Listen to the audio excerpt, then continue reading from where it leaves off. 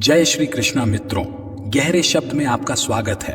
दोस्तों, हम सभी अपने जीवन में कुछ न कुछ दान करते हैं, लेकिन क्या आपको पता है कि सबसे अच्छा और उत्तम दान कौन सा है? क्या है सबसे बड़ा पुण्य? आइए जानते इस कहानी से। काशीपुर नाम के एक गांव में हरीश नाम का एक आदमी रहता था, जो लकड़ी काट कर अपना जीवन यापन करता था। वो अपनी पत्नी के साथ रहता था। जलाऊ लकड़ी से होने वाली कमाई पर्याप्त नहीं थी। भोजन और कपड़ों की हमेशा ही कमी रहती थी। एक दिन परेशान होकर हरीश की पत्नी उससे बोली, कितने ही दिन देख लो, यही कमाई रहेगी। कोई त्योहार नहीं होता, कोई जश्न नहीं होता। इस जलाऊ लकड़ी को काटने और बेचने के बजाय तुम शहर जाकर कुछ काम क्यों नहीं कर लेते? कितने सालों तक हम ऐसे ही जीवन व्यतीत करेंगे? हरीश बोला, देखो, मैं हमेशा तुम्हारी बात सुनता हूं। कितनी बार मुझे कहना पड़ेगा कि मैं इस गांव को नहीं छोड़ सकता। शहर में यहां की तरह शांति नहीं है। मैं नहीं चाहता कि अगली बार हमारे बीच ये बात निकले। उसकी पत्नी कहती है, अब हम क्या करें? मैं भी यहाँ उस पाप की वजह से हूँ जिसने तुम्हें बांध रखा है। ठीक है, खाना बन गया है, खाओ और जाओ। भोजन करने के बाद हरीश लकड़ी काटने चला जाता है। चलते चलते काफी आगे निकल जाता है। वो सोचने लगता है, आज तो बहुत दूर चला आया। मुझे एक बड़ा पेड़ चाहिए, लेकिन मुझे एक भी नहीं मिला। वहां एक पेड़ है, पर काफी छोटा है। इससे मेरा क्या होगा? ठीक है, आज के लिए इससे ही काम चलाना पड़ेगा। वो एक पेड़ काटता है और अपने सिर पर जलाऊ लकड़ी का एक बंडल रखता है और उस लकड़ी को बेचने के लिए जाता है। ये क्या, लकड़ी खरीदने वाला कोई नहीं है? क्या इन सब लकड़ियों को मुझे घर लेकर जाना पड़ेगा? फिर रास्ते में एक आदमी उसे आवाज लगाता है, सुनो लकड़ी बेचने वाले, इधर आओ। ये जलाऊ लकड़ी कितने की है? महाराज, आपको सारी चाहिए या आधी? अगर सारी लकड़ियां चाहिए तो केवल 10 रुपए में दे दूंगा। मुझे सारी लकड़ियां चाहिए, लेकिन तुमने जो दाम कहा है उतने दाम में नहीं। मैं केवल 5 रुपए दे सकता हूँ। अरे महाराज, इस कीमत पर तो मैं नहीं बेच सकता, पर वैसे मैं थक गया हूं तो दे दूंगा। 5 रुपए दे दीजिए। पहले ही बहुत देर हो चुकी है। आप मुझे वो 5 रुपए जल्दी से दे दीजिए। मुझे घर भी जाना है और खाना भी खाना है। ये लो तुम्हारे 5 रुपए। ये सारी लकड़ियां वहां रख दो।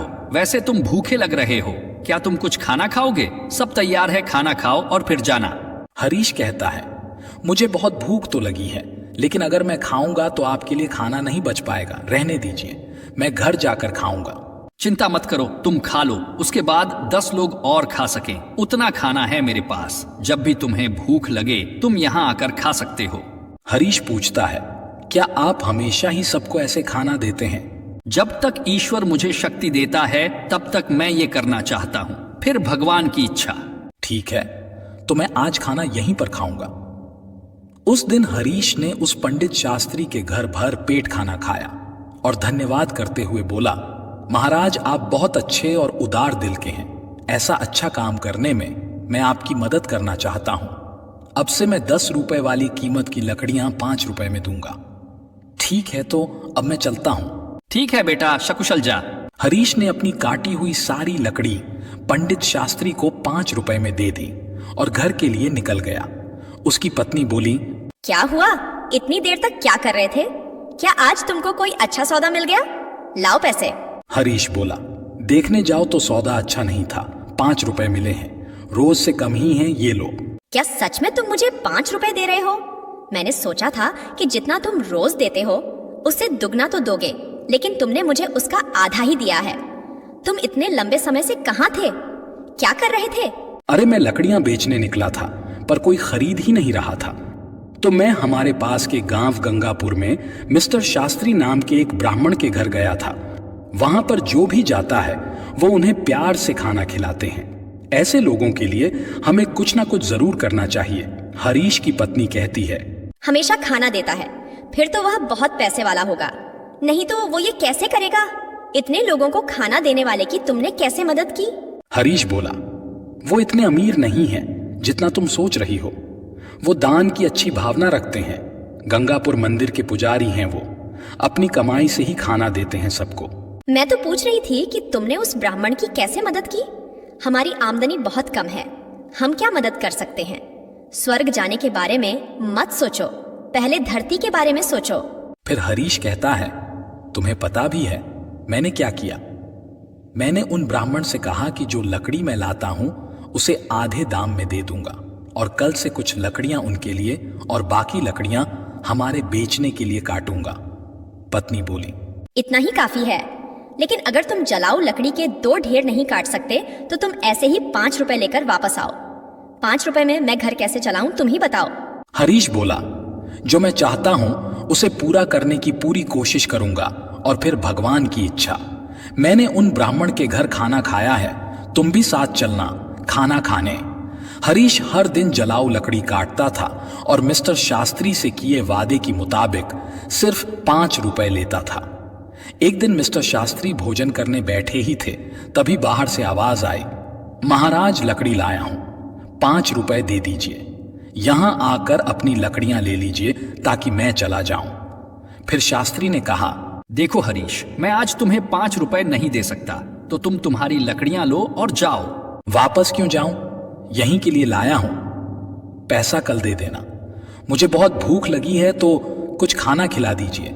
खाना तो खिला ही सकते हैं ना, वैसे भी आप सभी को खिलाते हैं। बहुत अच्छे हरीश, पहले अपने पैर धो लो, तब तक मैं भोजन की व्यवस्था करता हूँ।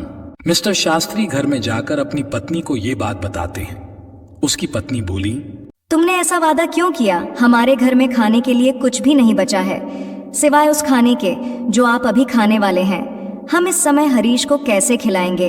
पूरा खाना खत्म हो चुका है, क्या आपको ये पता नहीं है? अरे इसमें ऐसी भी क्या बात हो गई?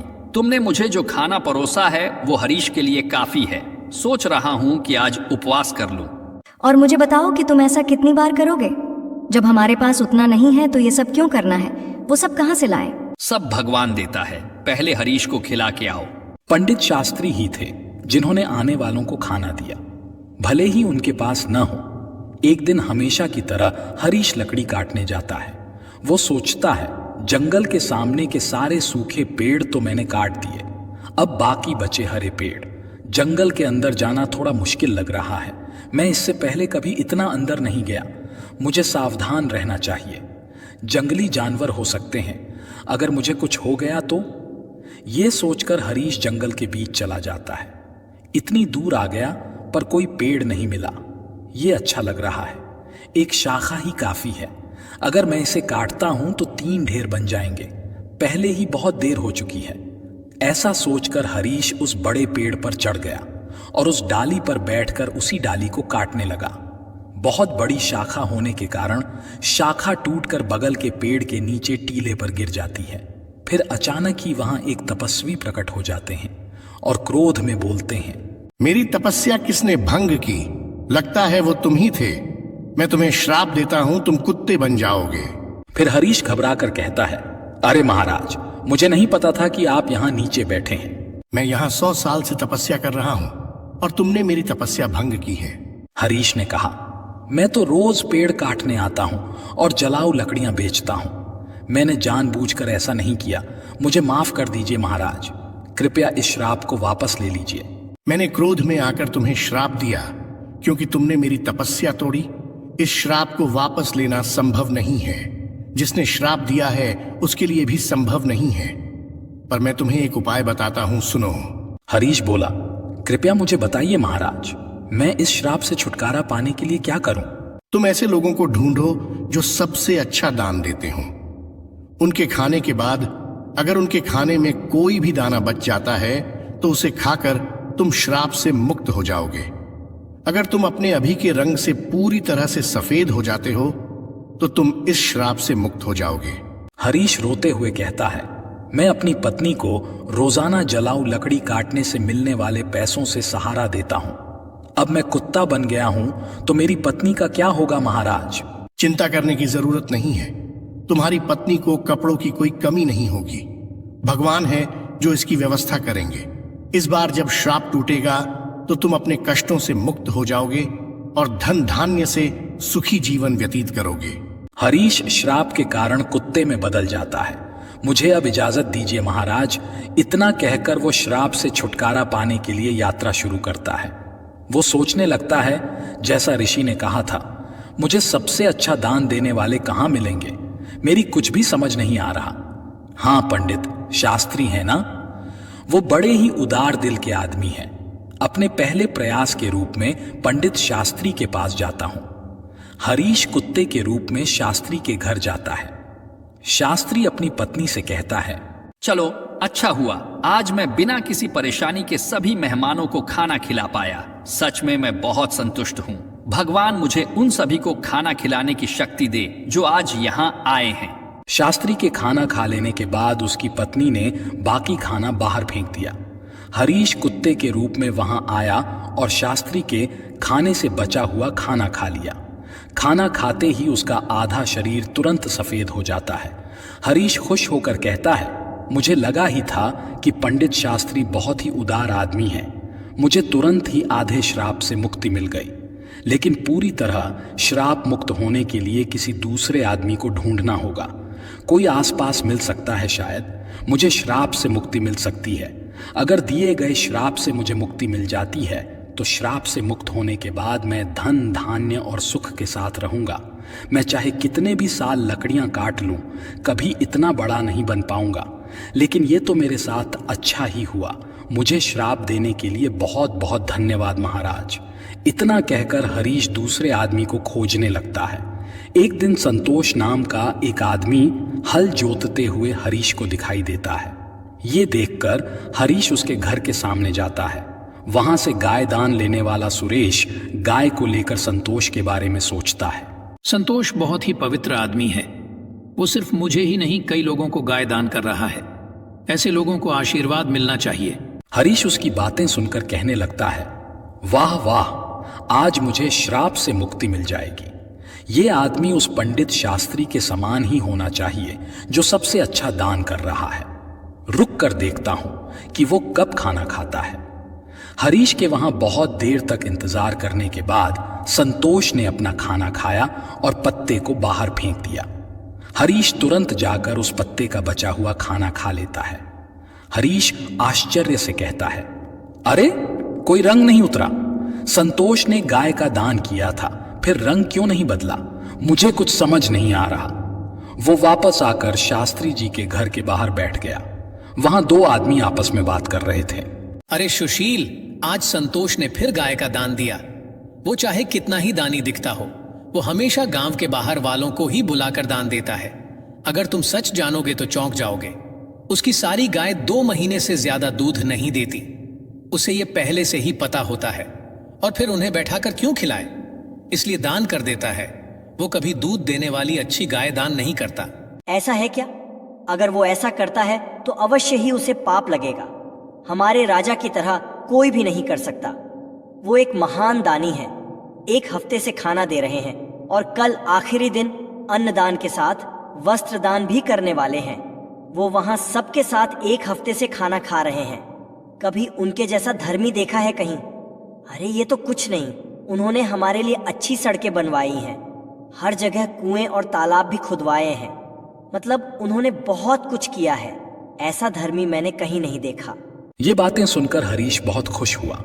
उसके मन में विचार आया कि चलो अब तो तय है कि मुझे श्राप से मुक्ति मिल जाएगी। मुझे तुरंत राजा के पास पहुंचना चाहिए। वो राजमहल के बजाय लोगों के साथ खाना खा रहे हैं। इस अवसर का लाभ उठाना चाहिए। अगले ही दिन हरीश उस जगह पहुंच गया जहां राजा खाना देता था।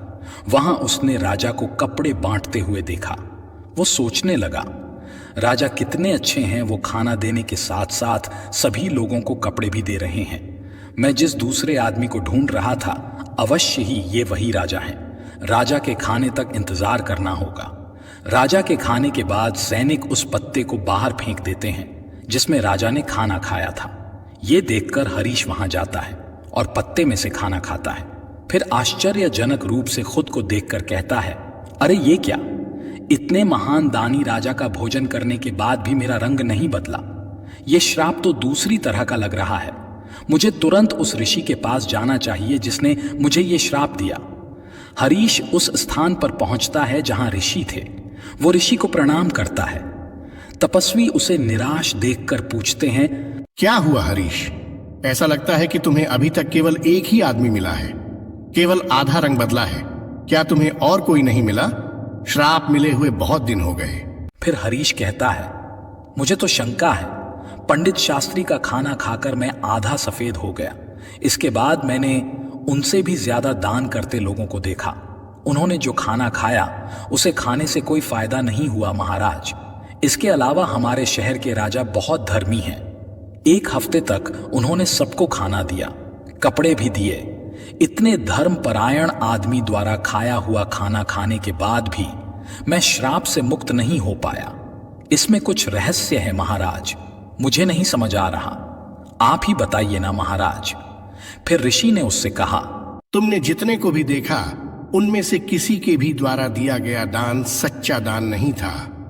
संतोष ऐसी चीजें दे रहा था जिसकी उसे जरूरत नहीं थी।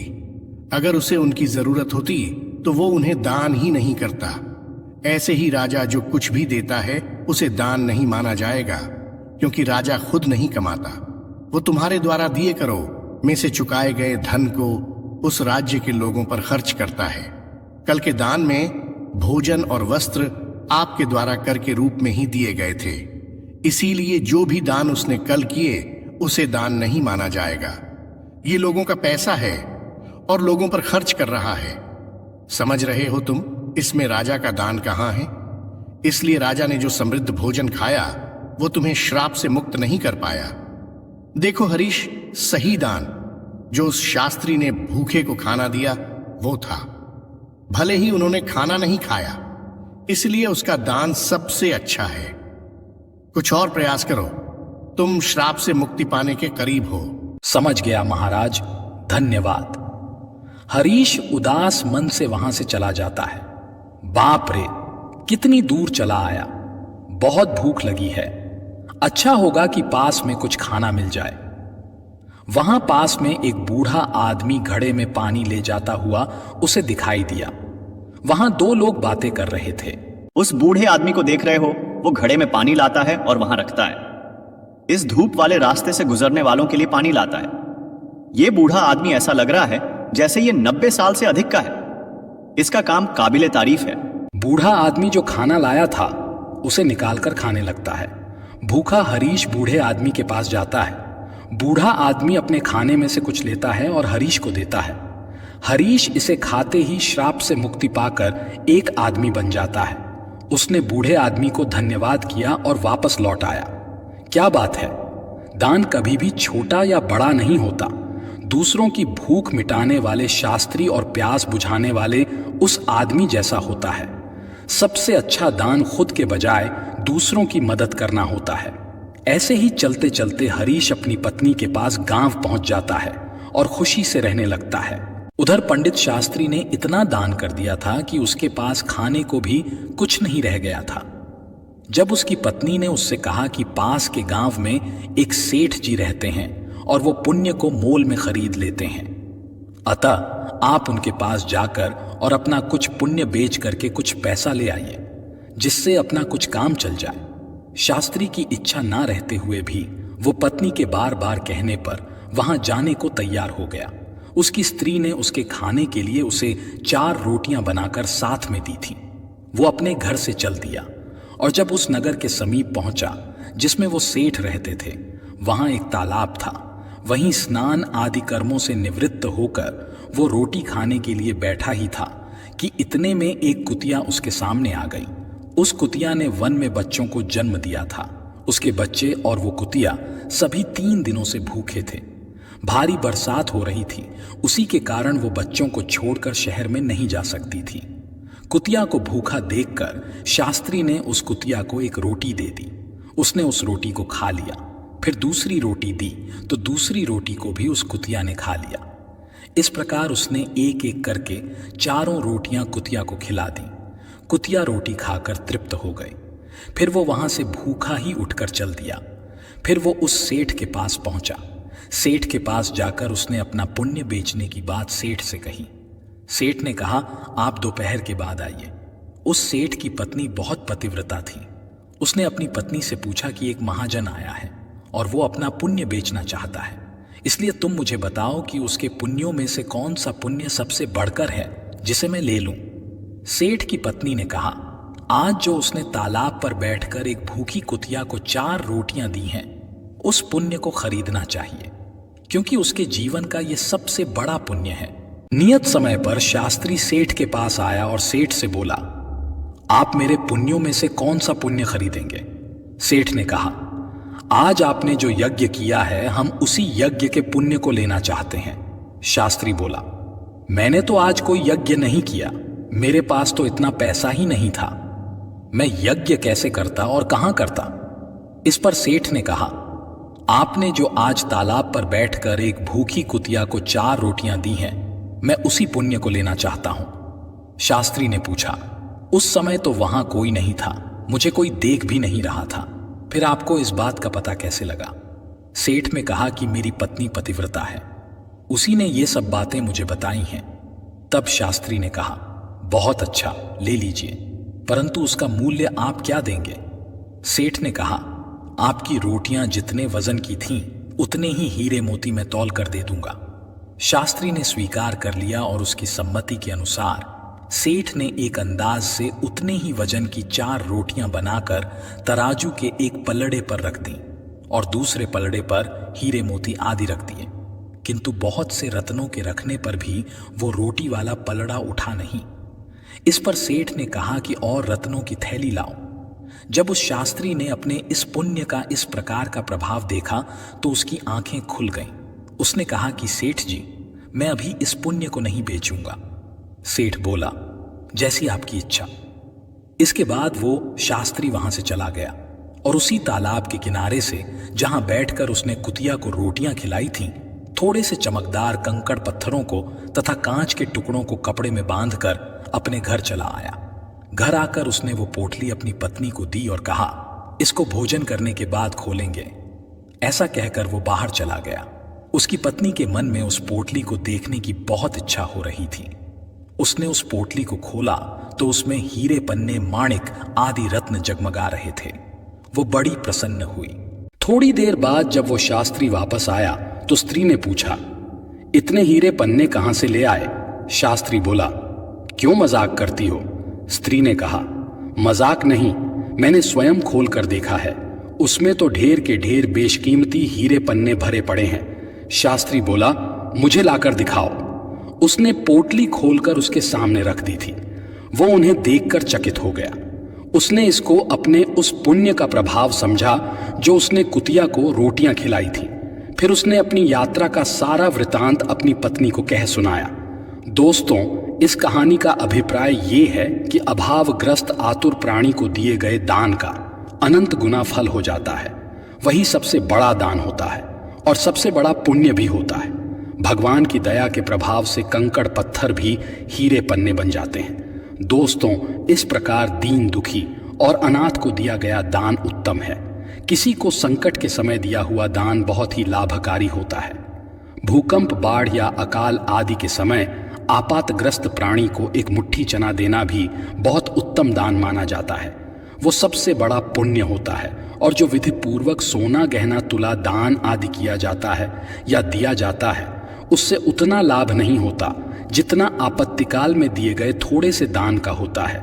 इसलिए प्रत्येक मनुष्य को आपत्तिग्रस्त, अनाथ, विकलांग, विधवा आदि की सेवा करनी चाहिए। कुपात्र को दान देना तामसी होता है।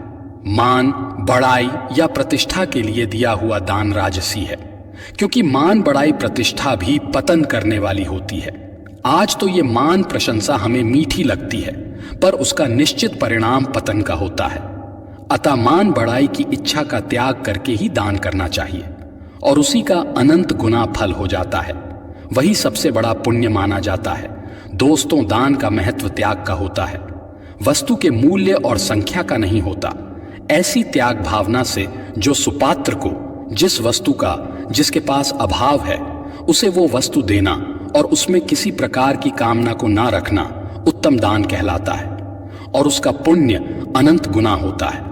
निष्काम भाव से किसी भूखे को भोजन और प्यासे को पानी पिलाना सात्विक दान होता है। दोस्तों, वीडियो के माध्यम से कोशिश की गई है कि आपको एक अच्छा संदेश प्राप्त हो। अगर वीडियो में कहीं किसी प्रकार की कोई गलती हुई है तो उसके लिए मैं आपसे दोनों हाथ जोड़कर क्षमा प्रार्थी हूं।